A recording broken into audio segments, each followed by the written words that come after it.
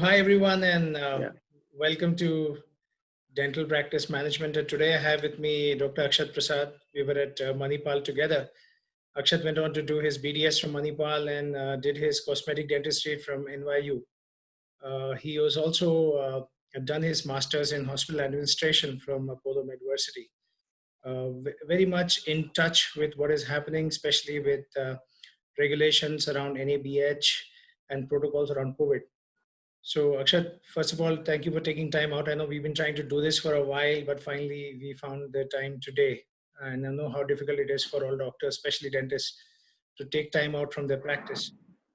So, thank you for taking time out. The first thing I want to ask you is we all know that the wave one of COVID is almost done, and wave two is starting up in many countries, including India. So, what are the basic protocols and protection dentists can take now? Now that the economy is open and businesses are open, what can they do to protect themselves? yeah. Thanks, Vikram, for inviting me for this talk. And it's a pleasure meeting you after such a long time. Talking to you, actually. Meeting is out of the question these days. So, anyway, the I was scared when I started practice post COVID in June. I was scared where to start and how to start. We had no idea with CDC, WHO giving their own norms, and God knows what was happening. Everybody knows. And people being scared of dentistry, that's the first port of entry of any organism. And COVID being a respiratory disease, it was we were at the front line of the hit. So anyway, we started our practice. I started practicing in June first week. So slowly maintaining protocols like calling patients at a restricted time, talking about their history first, taking an online consultation basically regarding their travel history or any fever history, whatever we could gather as a like medical history, obviously.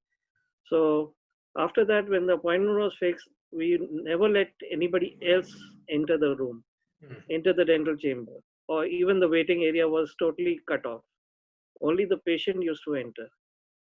So after that, like slowly and slowly, we started developing about the sanitization and the protocol of the liquids used and the materials used and how to protect ourselves.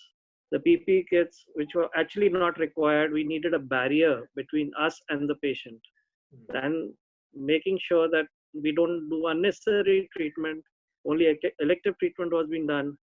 But coming from June till now, we are planning to do everything and in a proper way. It's not that we are being careless, but we still maintain those proper protocols, and we have been able to do all procedures up till now.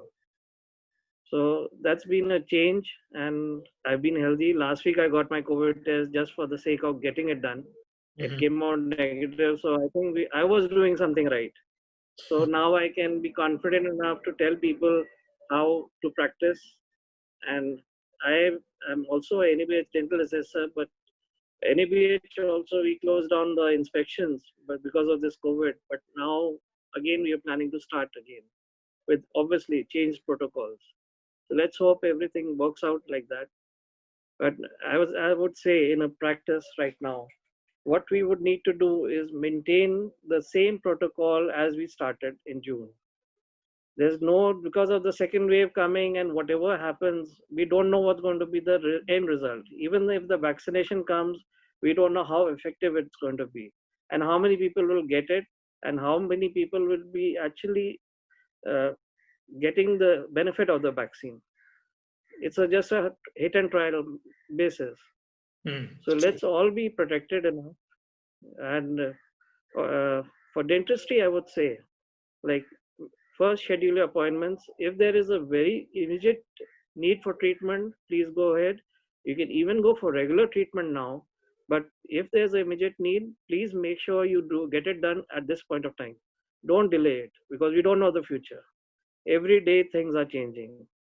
And first take the appointment, maintain your timing, be there on time because the doctor is all prepared, all the assistants are prepared for you, for your procedure.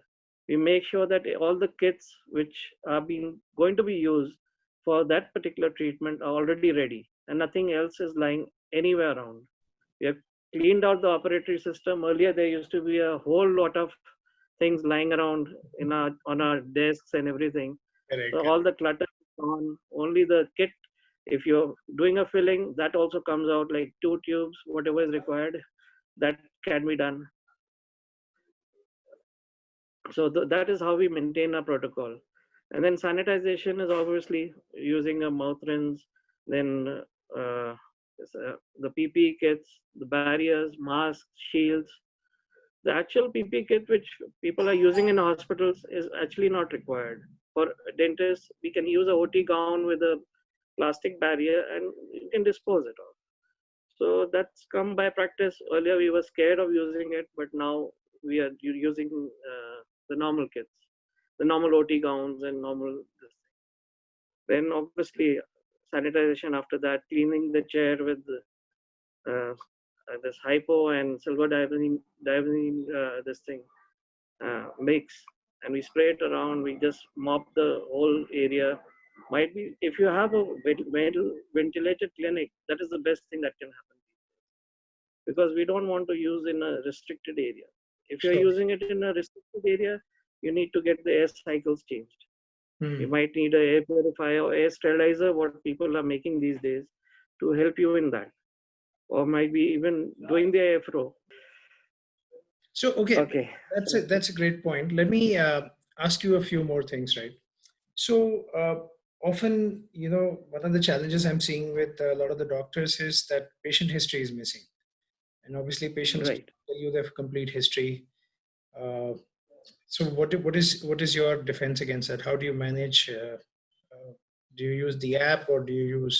How do you manage to understand what the patient has gone through before you decide to take on a case during these times? See, some people might or might not reveal the history, because in Indian, the standards, like they're not bothered about their main history. So by their lifestyle might be their traveling history, their attitude and their work, might be we find out some clues about what they would be doing up till now.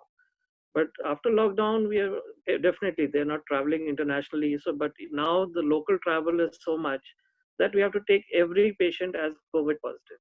Mm-hmm. We can't rely on anybody's history.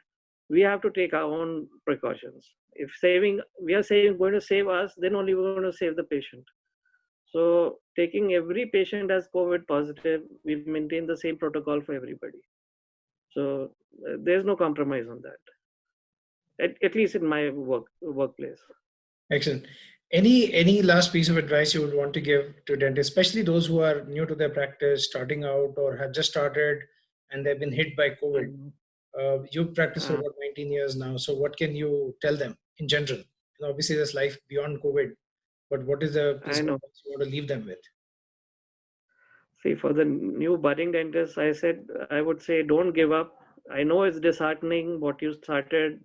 Even someone in my family wanted to start a clinic and they had to just lay it off. Now they're starting again. So, but I would say don't give it up. You are needed everywhere, but take proper protocol. Don't just rush into things which people are saying or this thing. Make your own decisions and maintain basic protocols of any dentistry, where any surgery. That would be this thing, starting point, because your room is a surgery. End of discussion. Like dentistry, each operatory is a surgery. So take it like that, and then you'll be safe. Great. Any last one last point, was tempted to ask you. Nowadays, telemedicine has taken off, and officially this year, 25th of March, telemedicine is the guidelines have been given. Any uptake you see for Right. teledentistry?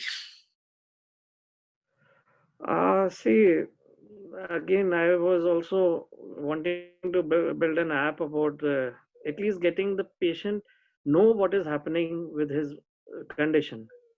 So in remote areas where you don't have anything, you can just take a photograph and send it across to a dentist. At least he'll give you an idea if there is a cavity, there is some gum swelling. So those basic things would come by teledentistry. Obviously, we can't treat anything on phone. Our thing is procedure based. Correct. So giving the basic medicine for a swelling or might be this thing, that could help in teledentistry, because initially taking a history, then the symptoms, then obviously if pictures are there or videos are there, that would be helpful in diagnosing some part of the problem the patient has. But obviously, by the end, we can't just use medicines to treat. As you also know, dentistry doesn't work like with medicines. Yeah, yeah. Perfect, perfect. Thanks, Akshat. Thanks a lot for taking time out.